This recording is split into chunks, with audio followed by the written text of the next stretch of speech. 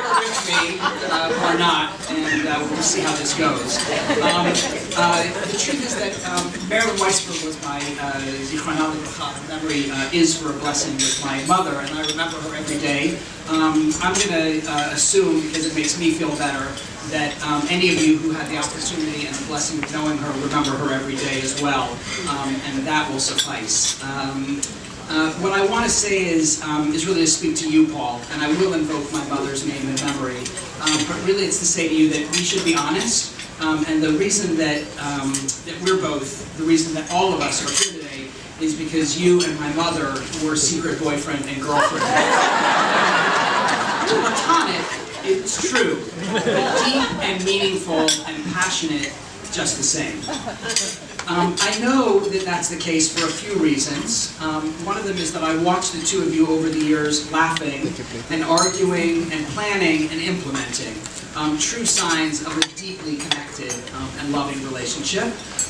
Most specifically, I know that you were platonic and secret boyfriend and girlfriend because she convinced you to do something that you desperately wanted not to do, which was to join the board of San Francisco Hillel, no offense intended, 25 years ago. Time does fly. My mother was already on the board. She knew that being on the board of SF Hillel at that time was a slog, and she did not want to slog alone. And I think she saw in you, Paul, somebody who was up for the slog, and who, once you were in, would not get out until you had helped her and all sorts of other people, from staff, to students, to board members, to community members, to help SF Hillel be what it could be and what it has become and continues to become. So thank you for that. That said, you had good reasons to say no.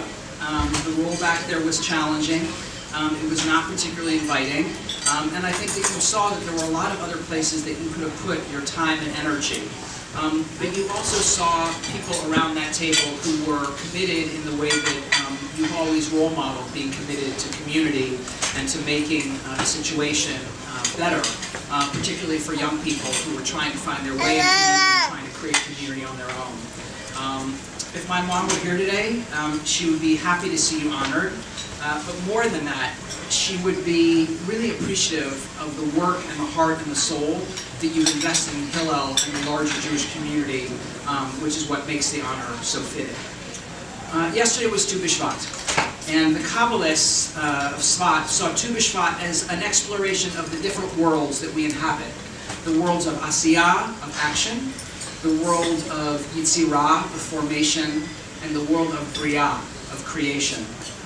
Throughout your volunteer work, Paul, you have given to the Jewish community and fully inhabited these worlds, the world of forming, of creating, and of acting. And you've inhabited them with a total sense of passion, and with a commitment to excellence, and with a sense of responsibility and investment that is role modeling for all of us.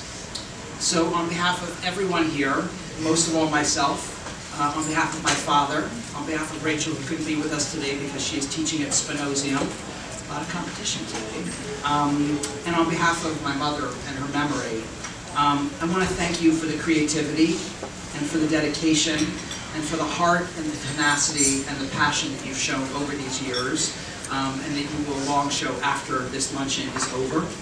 And on the most personal level, I want to thank you for teaching me during the time that I had the blessing of working with you when I was at Berkeley Hillel, and ever since then, that the greatest value is always remembering that in all the work we do, we never make Shabbos for ourselves, we make Shabbos for the entire community. Thank you.